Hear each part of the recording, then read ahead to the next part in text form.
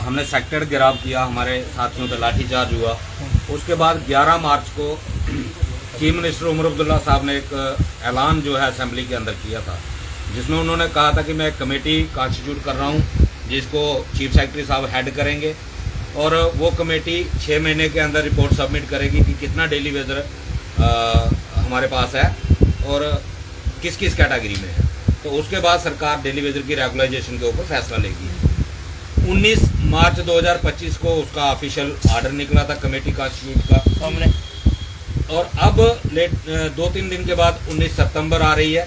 6 महीने उस कमेटी को पूरे होने वाले हैं, लेकिन अभी तक ना जम्मू के किसी स्टेक होल्डर के साथ कमेटी की कोई मीटिंग हुई और ना ही कश्मीर की किसी डेली वेजर ऑर्गेनाइजेशन या किसी डेली वेजर के साथ कोई मीटिंग हुई, जिससे ये साबित हो गया कि कमेटी 6 महीने से सिर्फ और सिर्फ टाइम किल कर रही थी और कमेटी की मंशा जो है वो डेली वेजर के हक में नहीं है। इसीलिए हमने 6 अक्टूबर को एक प्रोटेस्ट फिर से रखा है और इन बिटवीन अगर असेंबली सेशन 6 अक्टूबर से पहले होता है तो ये प्रोटेस्ट जो है वो पहले हो सकता है, क्योंकि हमारा टारगेट रहेगा जिस तरीके से हमने पिछली बार असेंबली सेशन के दौरान एजिटेशन की थी, इसी तरह अब जो नेक्स्ट असेंबली सेशन लगने जा रहा है तो हम उस असेंबली सेक्शन को टारगेट करेंगे ताकि हमारी आवाज़ जो है वो असेंबली के अंदर जाए।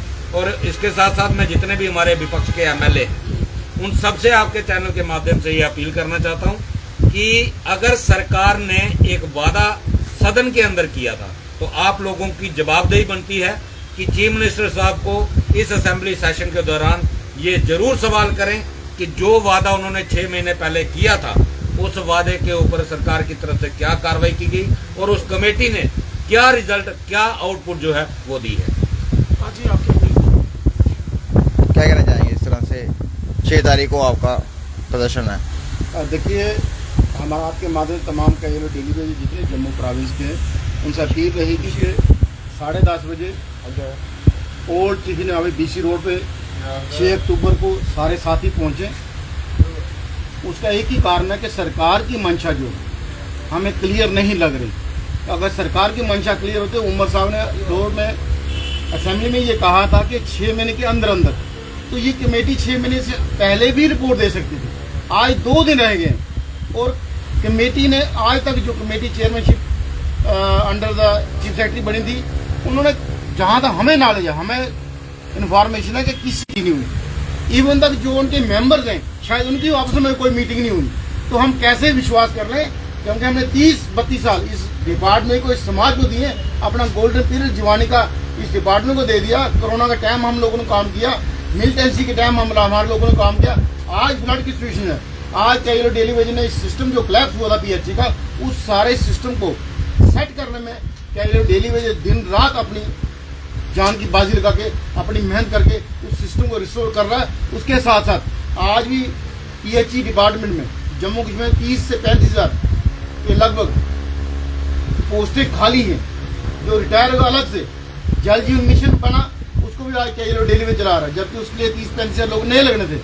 तो हर तरफ से हमें दबाया कुचला जाता है, लेकिन जब हक मांगने की बात आती है तो ये सरकारें कभी कोई बहाना करती, कभी कोई बहाना करती। क्या मांग है वो आपकी? मांग हमारी यही है कि SRO 64 का रेगुलाइज किया जाए, हमारा जो पेंडिंग है 460 करोड़ की शक्ल में वो दिया जाए। हमें शौक नहीं है, लेकिन सरकारों के वादे, मिनिस्टर साहब ने 27 मार्च को वादा किया था कि आपको आपका पेंडिंग 2 किस्तों में दिया जाएगा। PHC एक एसेंशियल सर्विस है, मैं कोशिश करूंगा आपका एसेंशियल दिलवाऊं स्टेटस, लेकिन कोई कुछ नहीं। इवन तक उमर साहब ने जो वादा किया था वो भी वादा नहीं। आज हमारा डेली वेजर ओवर टाइम में काम कर रहा है, 10-15 घंटे काम कर रहा है, लेकिन कभी आपने सुना कि PHC के किसी डेली वेजर को 1 महीने की वेजेस एक्स्ट्रा मिली? नहीं मिली। लेकिन सरकार जो है अपनी सैलरी बढ़ा रही है MLAs की। उमर साहब कहते मैं कहीं से भी लाऊंगा, आपकी सैलरी बढ़ाऊंगा, सीढ़ियाँ बढ़ गया, हर चीज बढ़ गई, उनकी फैसिलिटी सब बढ़ गई, नई गाड़ियां आ गई, उनके बंगलोज की रिपेयर होगी, रेनोवेशन होगी, लेकिन कैलर डेली वेजर के लिए इन सरकारों के पास कुछ नहीं। इसलिए हम मजबूर हो गए 6 अक्टूबर को दोबारा सड़कों में आ रहे हैं।